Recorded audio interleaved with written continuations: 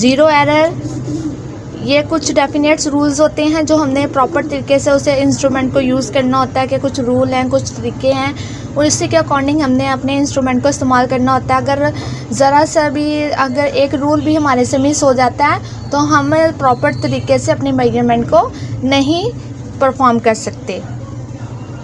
तो zero error, बाद दफ़ा इंस्ट्रूमेंट में ज़ीरो एरर आता है, हमारे ज़ीरो करेक्शन अगर मेन स्केल का ज़ीरो वर्नियर स्केल के ज़ीरो से मैच कर जाता है तो हमारी रीडिंग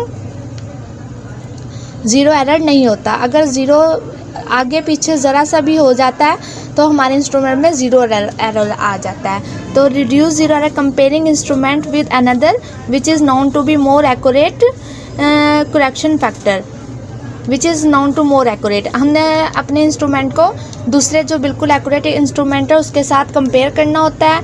उसे कंपेयर करने के बाद हम उसे कंपेयर कर सकते हैं दूसरे इंस्ट्रूमेंट के ज़रिए ताकि हमें पता चल जाए कि हमारे इंस्ट्रूमेंट में क्या एरर है।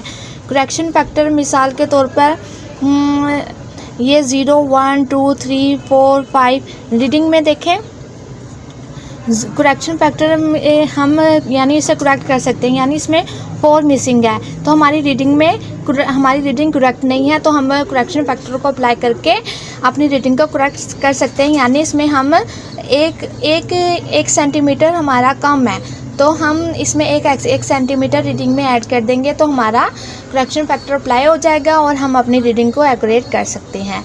रिमूविंग ज़ीरो एरर, और ज़ीरो एरर को रिमूव करने के तरीके अप्लाई करके इंस्ट्रूमेंट में हम अपने ज़ीरो एरर को रिमूव कर सकते हैं। Random error, repeated measurement of a quantity give different value.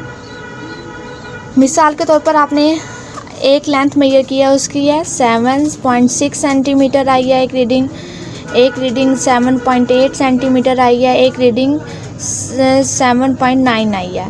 तो देखें हमने सेम एक्सपेरिमेंट परफॉर्म किया, उसे देखा, हमने एक दफ़ा मेजरमेंट की, उसकी लेंथ आई 7.6 सेंटीमीटर, एक दफ़ा एक्सपेरिमेंट किया, फिर दोबारा से उसे परफॉर्म किया तो उसकी 7.8 सेंटीमीटर आई, फिर हमने दोबारा से उस लेंथ मेजर की तो 7.9 सेंटीमीटर आई। अब एक ही लेंथ को हमने बार बार मेजर किया सेम कंडीशन में तो हमारी एक्सपेरिमेंट की मुख्तलिफ वैल्यू आ रही है। तो इसमें कुछ ना कुछ खराबी तो होगी कि इस तरह क्यों हो रहा है कि हमारी एक सेम ही चीज़ है, उसे हम एक दफ़ा मेजर की तो 7.6 आई, दोबारा मेजर किया तो 7.8 आई, फिर दोबारा मेजर किया 7.9। कोई फॉल्ट भी नहीं है, कोई इंस्ट्रूमेंट में ख़राबी नहीं है, लेकिन फिर भी हमारी रीडिंग चेंज आ रही है। तो हम इसकी एवरेज वैल्यू ले लेते हैं, यानी इनको ऐड कर लेते हैं। 7.6 प्लस 7.8 प्लस 7.9 डिवाइडेड बाय 3। जितनी रीडिंग की वैल्यूज़ होंगी उसे काउंट करके उतने नंबर से डिवाइड कर देंगे तो ये हमारी मीन वैल्यू आ जाएगी या एवरेज वैल्यू। इसके कॉसेस क्या होते हैं? अननोन कॉसेस होते हैं चेंज इन टेम्परेचर, ह्यूमिडिटी। इसे रिड्यूस कैसे कर सकते हैं? एवरेज वैल्यू लेके, ठीक है।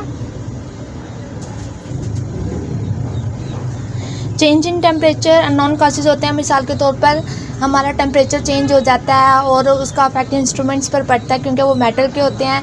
चेंज इन टेम्परेचर की वजह से वो एक्सपेंडर कंट्रैक्ट होते हैं, एक्सपेंडर कंट्रैक्ट होने की वजह से वो रीडिंग पर इफेक्ट पड़ता है। ह्यूमिडिटी नमी की वजह से हमारे इंस्ट्रूमेंट्स पर भी इफ़ेक्ट पड़ता है, हमारे हाथ गीले हो जाते हैं और ह्यूमिडिटी होने की वजह से इंस्ट्रूमेंट्स भी गीले हो जाते हैं और जो चीज़ होती है वो भी गीली हो जाती है, जिसकी वजह से हमारी एक्सपेरिमेंट पर इफ़ेक्ट पड़ता है। जैसे 10.1 एक एक्सपेरिमेंट की रीडिंग आई है, 10.2, 10.3।